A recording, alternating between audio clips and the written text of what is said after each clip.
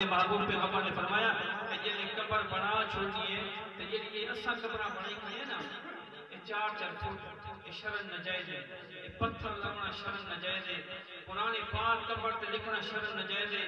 آیت الکرسی لکھنا شرن نجائز ہے چار فٹ لکھنا ایک بیعت بھی ہے قبرستان کے اندر کتے بھی ہوندے جانور بھی ہوندے رب کا کلام قبر تے لکھن واسطے نہیں میرے محبوب پیغمبر کا سنت عمل ہے کہ قبر زمین کو ہک گیٹ لکھی ہو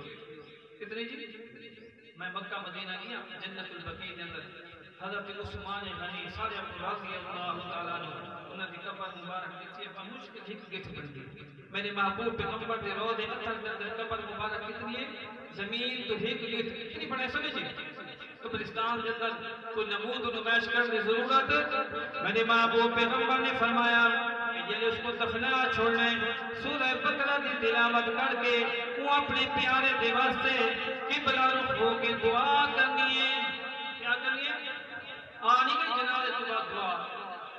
ثابت تھی کہ جنازے کے بعد دعا آ گئی ہے جنازہ اسا پورا پڑھتے ہیں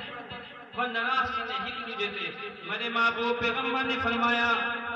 کہ جنہیں میت دفن ہو منجے سورہ بقرہ دا والا کے رکوع تے پڑھا ونجے اگر ہو سکے تو مکمل سورہ بقرہ پڑھی ونجے اس تو بعد سارے کے سارے لوگ قبلہ رخ ہو کے کیا ہے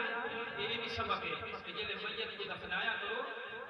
قبر والے پاسے کھڑ کے نہیں سارے دلہارے پاسے مکھ کر کے رب کو دعا مانگنی ہے